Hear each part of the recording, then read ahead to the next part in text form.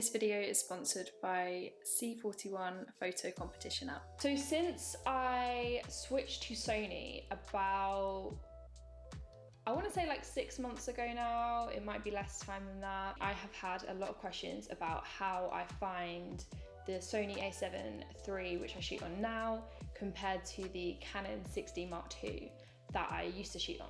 I'm really not much of a technical person. If you guys follow this channel, then you'll know that. So this comparison will really be more about the way that I find the cameras to use and, you know, the capacity in which I use it. So if you guys are new to this channel, my name is Sophia Carey and I am a photographer from the UK.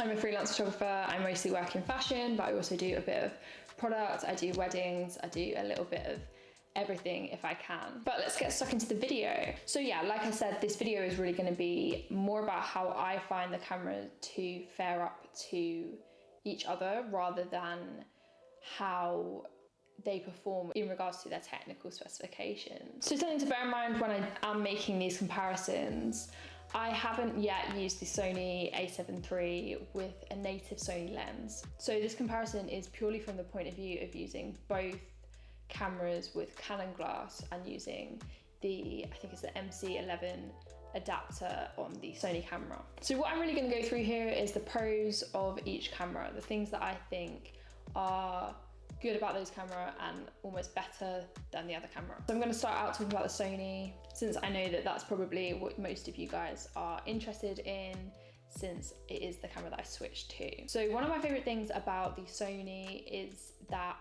it utilizes a really good eye autofocus. So even though I'm not using native glass, the Sony a7 III is really good at focusing on the eyes and detecting eyes in a situation, which is great as a portrait photographer. I found that even by using this Canon glass on the Sony is still able to pick up the eye even when the subject is moving. It means that I'm missing focus a lot less and that I'm able to shoot wide open on this lens a lot more.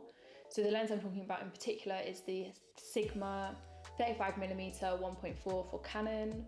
Something that I found when I was shooting with the Canon, when I shot wide open at 1.4, it was very hit and miss as to whether or not I was actually going to be able to get the eyes in focus.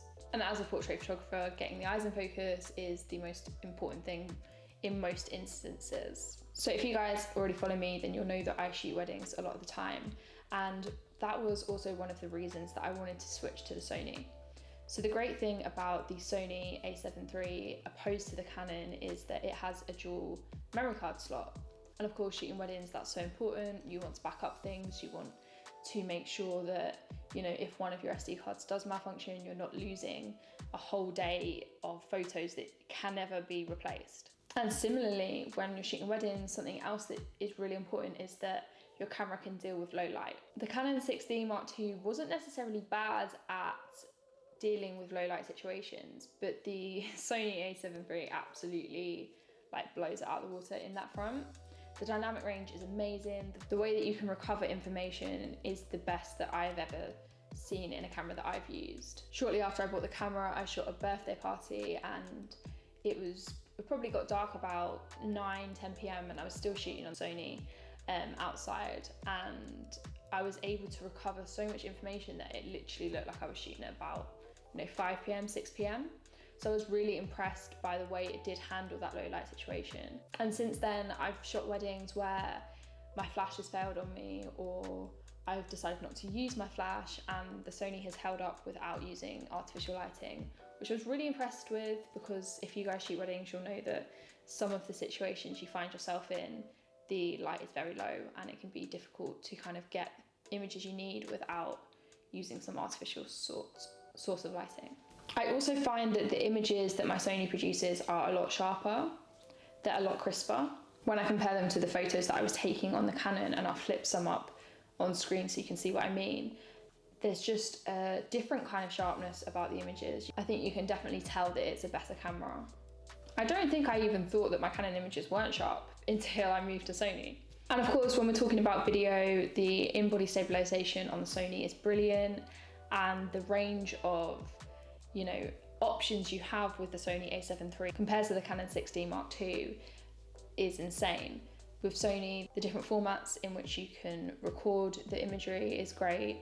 You can shoot 120 frames per second, you can shoot 4K, you can shoot in S-Log, you can shoot a ton of different options, whereas with Canon, it was pretty basic a video setup. Another thing I definitely favor the Sony over the Canon is the lighter body, and that was one of the main reasons I thought of upgrading. I wanted to take a camera that was a lot lighter for when I'm traveling, and something that I could do good video and good photo with without having to take two cameras. I just quickly want to interrupt this video and say a massive thank you to C41 Photo Competition for sponsoring today's video. C41 Competition is a great app for anyone who is a photographer or an aspiring photographer.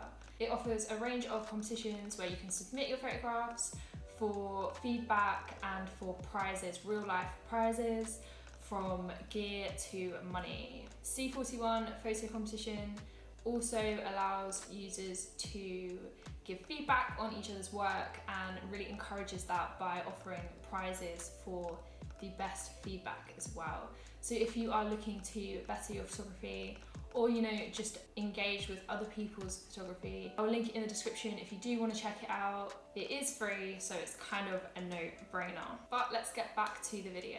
So I've really sung the praises of the Sony a7 III, but why would you choose the Canon over the Sony? So I won't lie, my list is significantly shorter. As you can tell, I am really loving the Sony for everything that I need it for. But the Canon 6D Mark II does have some things that I preferred. Of course, you guys will know about the complicated Sony menu system, and that is definitely, you get used to it, but it's definitely a thing. And the Canon menu system is a lot easier to navigate, it's a lot easier to use. And the good thing about the Canon 6D Mark II is that it's also touchscreen, so it's a lot quicker to kind of get through those menus. The colours are a little bit punchier, but honestly, I won't say that that has affected my work too much. Whilst it is true that Canon colours are nice, I don't think it's a massive selling point. Another thing that I loved about the Canon 6D Mark II, and something I do miss on the Sony a7 III, is the articulating screen. The articulating screen was great for filming YouTube videos. Right now I can't see myself because I don't have a monitor, and I'm shooting this on the Sony a7 III. But the Canon 6D Mark II, the screen comes out, it flips around, you can use it for vlogging. Something I found it really useful for was shooting high up. For a photographer like me that is quite short, being able to lift your arms up and rotate that screen down to be able to see what you're still shooting was really useful. The Sony a7 III screen, it does pull out slightly and there is a little bit of movement, but not much. And finally, with the Canon 6D Mark II, and this is probably a little bit more broad on the Canon scope, I guess, not just specifically to the camera, but Canon lenses do tend to be a little bit cheaper than Sony lenses. Hence, I haven't bought loads of native Sony glass yet. But that was just a really quick comparison from my point of view in the way that I use the cameras and have used the cameras since I got the Sony a7 III. If you guys have used either camera or are thinking about switching from one to the other, do let me know in the comments. I'd love to talk to you about it a little bit more. As I said, this isn't the most technical comparison, and it is really restricted to my quite limited, I guess, use of the two cameras. So you probably want to do a little bit more research about the specifications of each camera before you make up your mind and choose which one is best suited for you. But that's just my experience with both cameras. If you enjoyed this video, then please do remember to give it a thumbs up and subscribe. But I will see you guys in the next one.